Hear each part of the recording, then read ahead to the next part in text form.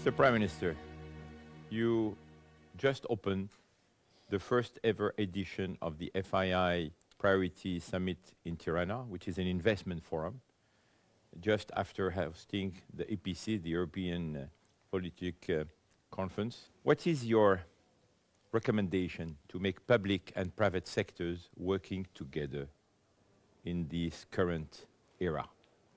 First of all, I want to say that what happened in Tirana and what's happening was unthinkable until not long ago.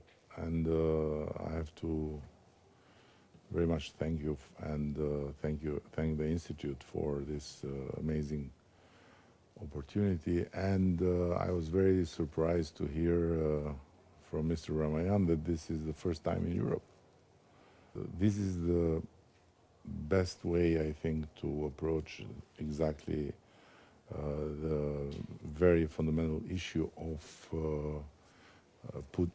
putting forces together between the public and the private sector, and exactly this type of venues where decision makers and people that come from the ground where all happens can interact, can raise questions, can get answers, and even more than that, can put each other in contact. And by the way, we had the honor to have the French president here, and on the way out, he just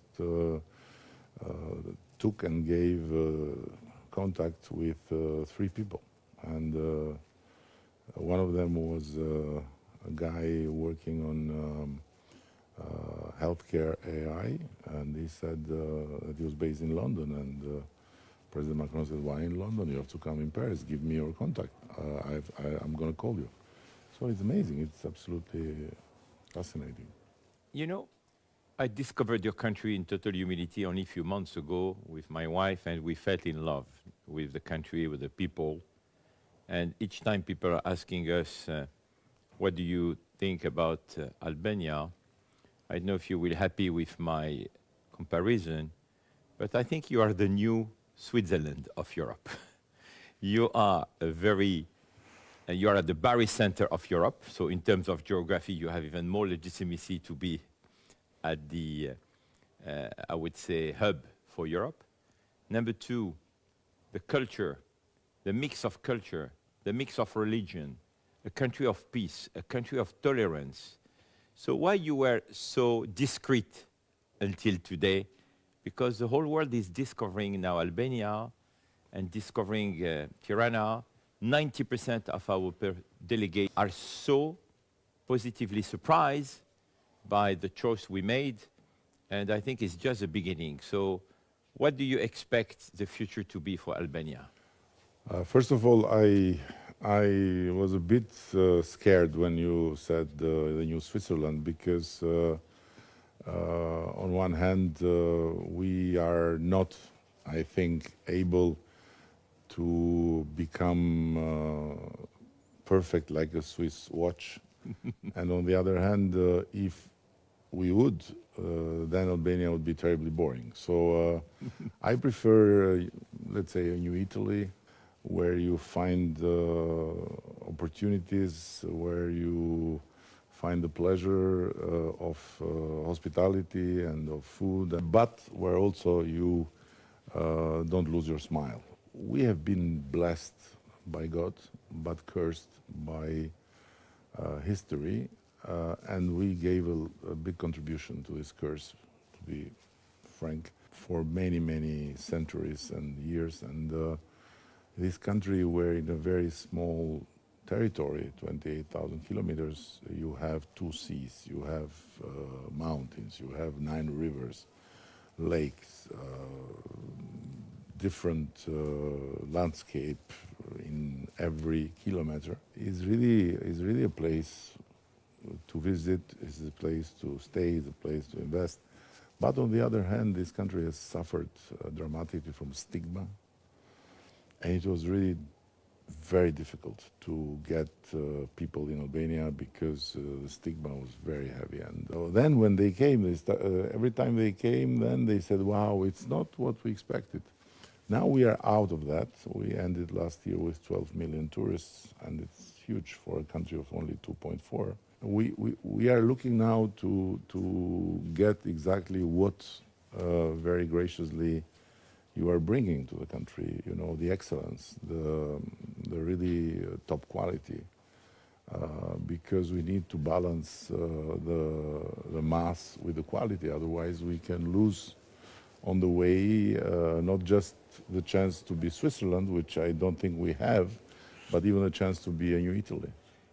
In addition of tourism, which is definitely one of the first sector to invest, and you have so many projects going on with great investors coming from the United States, from the UAE, what would be the other sectors that you would recommend to potential investors to look at?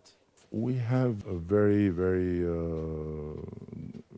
good place, I would say, geographically and politically, to do much more on energy, and we are doing. So now we are going through a very big project together with Italy and UAE for the subcable to interconnect Albania with Italy, so the two sides, let's say, of Europe through the Adriatic, and to do our best with what we have as a treasure here, the full green energy. So we are 100% renewable.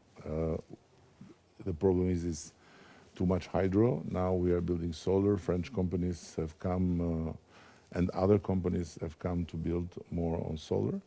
So energy is for sure one frontier. Another one is the young and skilled people of Albania that are a very good raw material, let's say, to work on the innovation. And we are having now the first tech park with very good incentives. So a lot of companies are being interested to come. And of course, in the services, then we are good. But tourism, energy, and innovation are three directions where we can do a lot more. At the Munich Security Conference a few months ago, you said EU is more E than you. It's more Europe than Union. How do you think we can fix this issue, which many people are aligned with you? So how can we make EU really united? Listen, the problem, one of the problems I see with the EU is the difficulty of coming out with a decision, because there are many doctors for one patient, and then fighting to get the diagnosis, and then fighting which is the right medicine. And somehow the EU is suffering this democratic process, but on the other hand, it has to preserve democracy by no doubt. But bottom line is that EU should think that the only way to resist to this new rising powers and to this new rising order is to do the unthinkable. So to go very strong against the prejudices that have been built. When we hosted the EPC,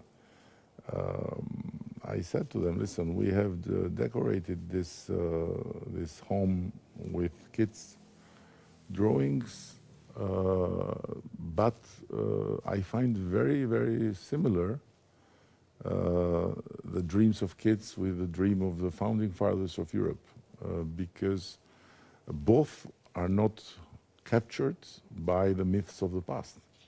So Europe has to overcome its own past, I mean the recent past, and should not lose the trust and should not lose the belief in itself as a continent of peace.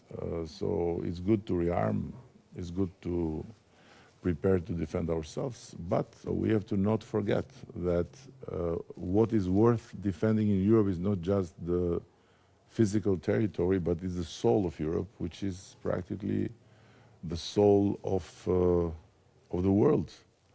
And if we lose this soul, then we might have the most mighty army, but what are we protecting? Mr. Prime Minister, you were re-elected a few days ago for the 4th consecutive term, which is historical in Albania. What will be your top 3 priorities for the next mandate? First of all, I have to share with you that I'm in a little trouble with my socialist fellows because when someone asks me how you are a socialist and you won for the 4th term and it's because you are a humanist. What you do? Would you say to the others? I said, listen, I don't know what to say because maybe I win because I'm not a good socialist, you know. So the top 3 things as we speak are EU for us. So the window of opportunity has been opened. It's very sad that to open this window of opportunity, we needed Putin because it was his aggression on Ukraine that woke up everyone and turned the always very clear, but only in words, message that Europe one day will be united in action. And I hope that also the election of Donald Trump will make Europe turn in action things that need to be done. So if we succeed in that, I think the 4 mandates will be worth. Which role women are playing in the new Albania, I would say, model?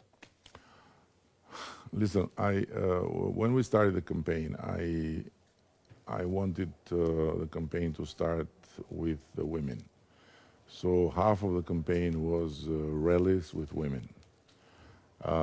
We started first with the front line of women in our party, women and girls, and then we expanded.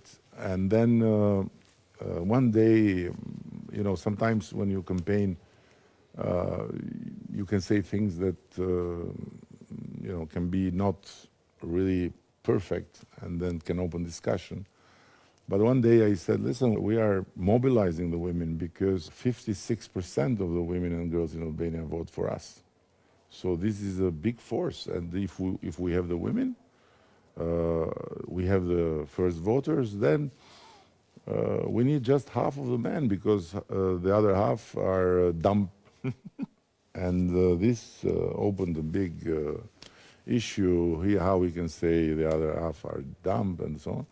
Being stubborn by nature, I insisted and I said, listen, I believe that it's not about not voting for me, you are dumb. It's about not understanding that in this moment we need to unite to get to the EU, which is for all of us, not just for socialists or Democrats, is dumb. And this, at the end, brought us even a bigger number of women voting for us. And the men were okay. So we got half of them, a bit more than half, by the way. And we got a big majority because, and I explained, I said, every man that is smart understands that, yes, women are the driving force.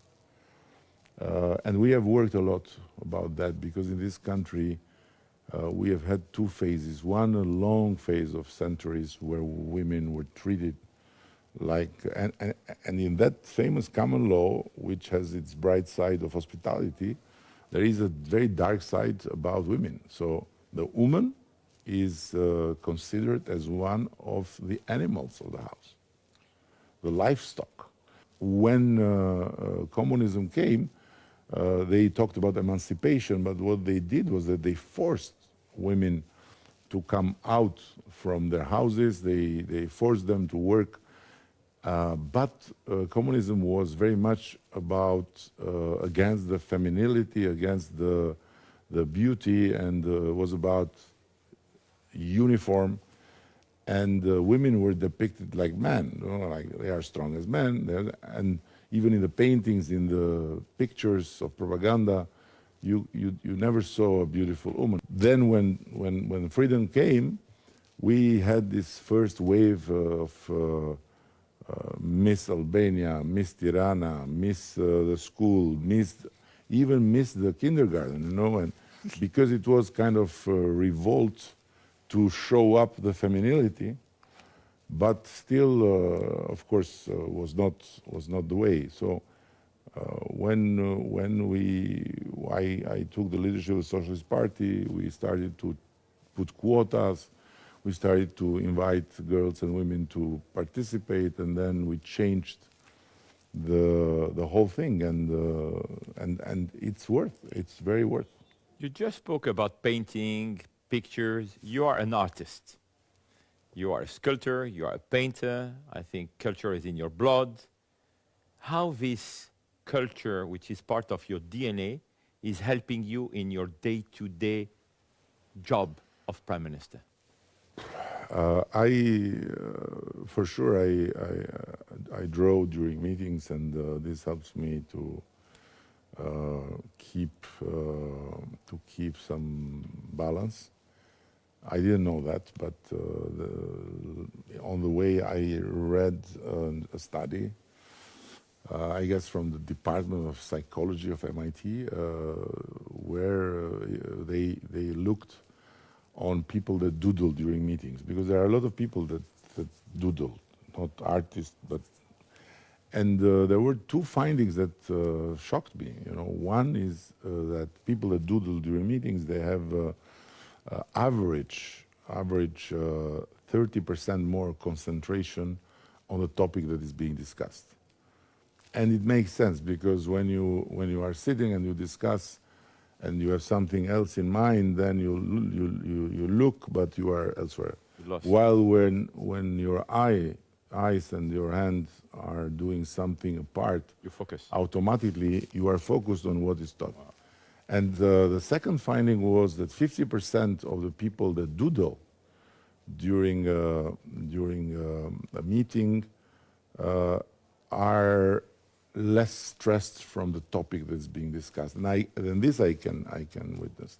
When there is a topic that is intense, and I don't have something to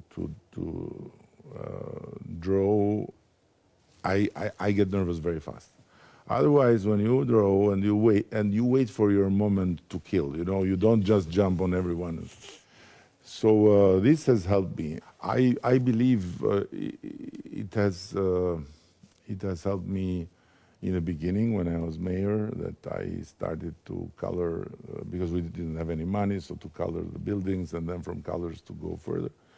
But in general, sometimes there is a tendency to say, oh, we need artists to govern. It's not true. It's about the person, it's not about the profession. You can have an artist that can be terrible, and you can have a lawyer that can be fantastic in government. So it's about people, and not about categories, you know. But maybe because the politicians have become such an under-respected category, and I think for all the wrong reasons, then there's this tendency that we need to find some salvation in some artist. It's not true. I believe that there are bad politicians, there are good politicians, as there are bad investors, good investors, and you know it, you know. Mr. Prime Minister, if you look at the global world map, Albania is really a hub, as I say, the catalyst between Europe, Asia, and the Middle East. How do you see this role to be in the future in terms of geoeconomics, in terms of geopolitics?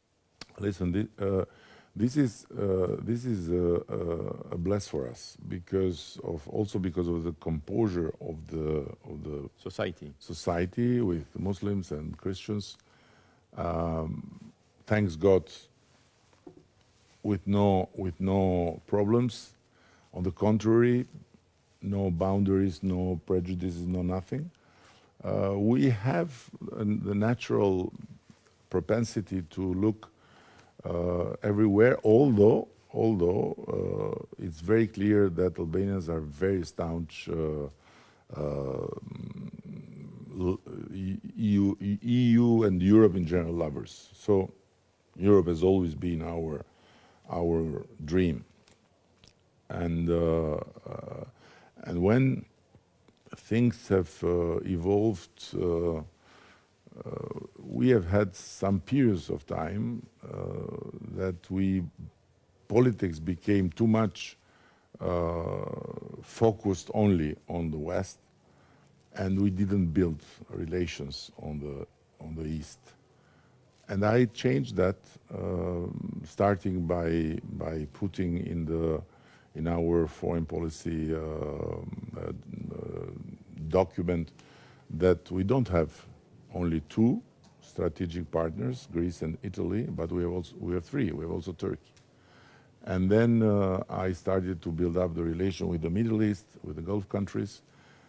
So now we somehow are in a very good position because our position in terms of geopolitics is very clear. We are West, we are aligned with EU, but we want to have relations and we want to have brotherly relations with these countries I mentioned, also because we have a very unique characteristic in Europe.